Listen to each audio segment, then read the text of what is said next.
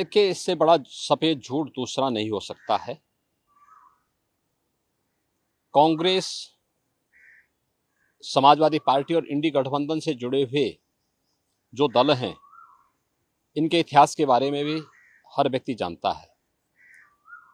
कांग्रेस का इतिहास बाबा साहब भीमराव अंबेडकर के द्वारा बनाए गए संविधान का गला घोंटने का रहा है। 1950 में देश का संविधान लागू हुआ और कांग्रेस ने लगातार अभिव्यक्ति की स्वतंत्रता को रौंदने का मामला रहा हो या उसके बाद भी लगातार ये प्रयास किए कि वह संविधान को अपने तरीके से इस्तेमाल करे। जनता का शासन जनता के लिए है, जन भावनाओं का सम्मान हो, ये कभी भी उसने प्रयास नहीं किया। और इमरजेंसी तो देश की जनता आज भी नहीं भूली है। ये भी देश के संविधान का गला घोंटने जैसा था। इसके साथ ही कांग्रेस ने यूपीए सरकार के समय जो पाप किया, तब समाजवादी पार्टी और बहुजन समाजवादी पार्टी भी उनके साथ सहयोगी थी। जब उसने अनुसूचित जाति, जनजाति और पिछड़ी जाति के हकों पर डकैती डालने के लिए, सेंधमारी करने के लिए उस समय जस्टिस रंगनाथ मिश्रा कमेटी और सच्चर कमेटी का गठन करके देश भर में संविधान विरोधी कार्य करते हुए धर्म के आधार पर आरक्षण देने का कुत्सित प्रयास किया था। इसके लिए इन्होंने माध्यम बनाया कि 27% जो पिछड़ी जाति के लोगों को मिलने वाला आरक्षण है, उस आरक्षण में 6% पिछड़ी जाति के लोगों को हिस्सा काट करके दे दिया जाए।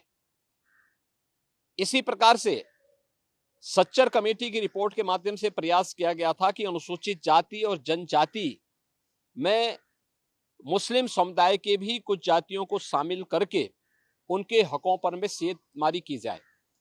तो भारतीय जनता पार्टी थी जिसने उस समय भारी विरोध किया था और भारतीय जनता पार्टी के भारी विरोध के कारण कांग्रेस की मंशा पूरी नहीं हो पाई। कांग्रेस और इंडी गठबंधन से जुड़े हुए दलों के मंसूबे पूरे नहीं हो पाए, अन्यथा वे इस कार्य को उसी समय यूपीए गवर्नमेंट के समय कांग्रेस कर देती। कांग्रेस ने इसकी शुरुआत कर दी है कर्नाटक से।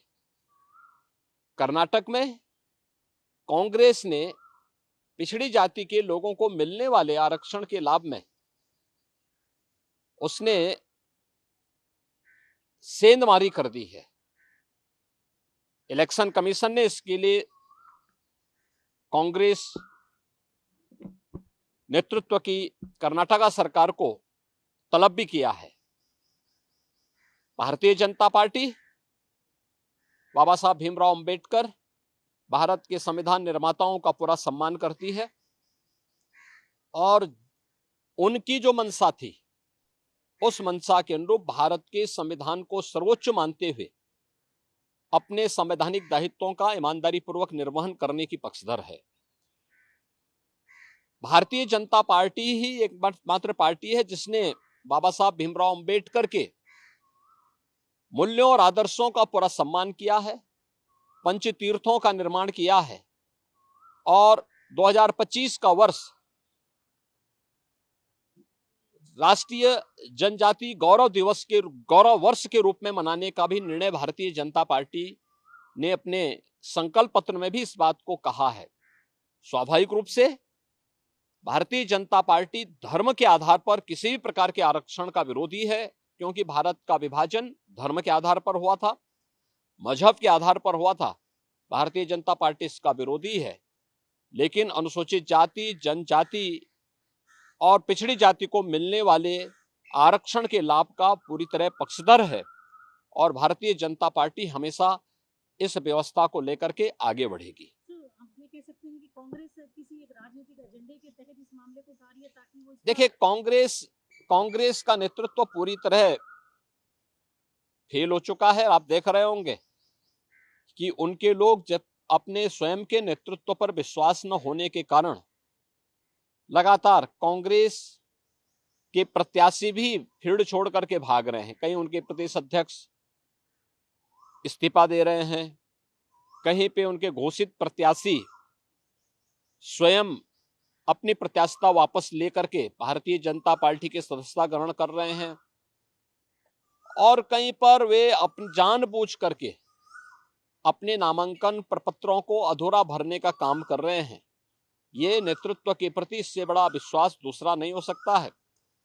तो अपनी इस खींच को मिटाने के लिए वह इस ओर जनता का ध्यान न जाए, इसके लिए वह उल जलूल और मनगढ़ंत आरोप लगा करके देश के ध्यान को बांटने का प्रयास कर रहा है।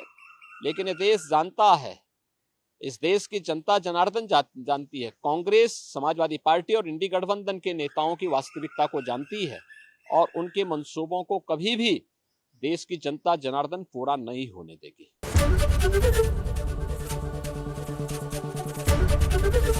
एबीपी गंगा, खबर आपकी, जुबान आपकी।